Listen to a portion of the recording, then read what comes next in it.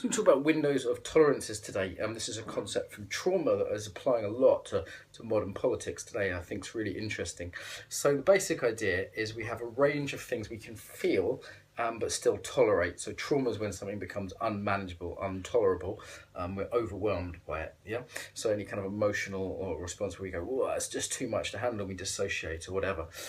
So most of us have a fairly big window of tolerance, and you'll see this grows from when we're children. A toddler, for example, doesn't have much of a window of tolerance. They go berserk at the slightest little thing. You know, my niece would be like, "Oh, you can't have a chocolate or whatever," and she goes crazy. You know, rolls, screams and shouts. Even at 5, she's really built her window of tolerance. Now, trauma can really reduce this. So what happens when we're traumatized is it actually gets sort of squashed from two sides. So on the one hand, people are traumatized and they feel less. There's a kind of numbing that happens. So things aren't getting into awareness because you're being numbed out. And we also see that in the modern world with this numbing effects of just general life. It's just so fast and hard. You're in London, it's like you don't want to be wide open, right? You end up numbing. Yeah.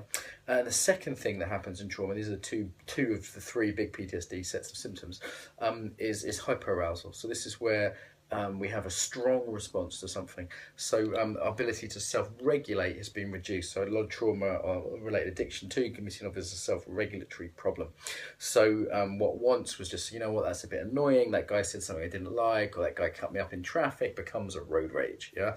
And again, we live in a society where it's not only numbing, but there's this huge pace, this huge adrenal quality to life. So, you know, this little window of tolerance gets smaller and smaller and smaller. So that's actually happening in reality to all of us in the modern world. Our ability to feel is reduced and our ability to regulate is reduced. So we kick off much sooner, and it's like nothing, boom. Yeah, that's what it's like when I've worked in traumatized populations in, say, Afghanistan or Israel where I am now, or Russia. You see that a lot just in the general population, but I think it's actually in many ways a symptom of the modern world. I did another video on traumatized culture that talks about this. By analogy, we can also look at this politically. So what I've noticed in recent times is a sort of narrower and narrower allowable set of views from the left, my own kind of political team, or side, if one will. So it's sort of like, not only do you not have to be, you can't be a racist or a sexist, you know, I agree with that, great, good, not a good thing, but it's also like, I'm not the right kind of feminist, or I didn't express my non-racism in quite the right way. So it's like narrower and narrower what's allowable. In the spectrum of the left particularly, I've seen that narrowing of what's possible. Or if we look at it politically, we could think of across the spectrum, we can use the same model again, it's somewhat of an analogy, to say, okay, so there's a sort of numbing of conservatism, like, I don't care about you, I don't care about you, I don't care about you, don't matter, poor people, disabled people, black people, gay people, none of you matter, just this kind of, small group of people that matters. And then the sensitivity of the left, so the sort of hyper kind of like, it's like this little thing I got called a white supremacist or a Nazi or things like this I get called these days, and it's like, really, me? Here I am in Israel, it's just like, come on, really? It's not the place white supremacists go to hang out.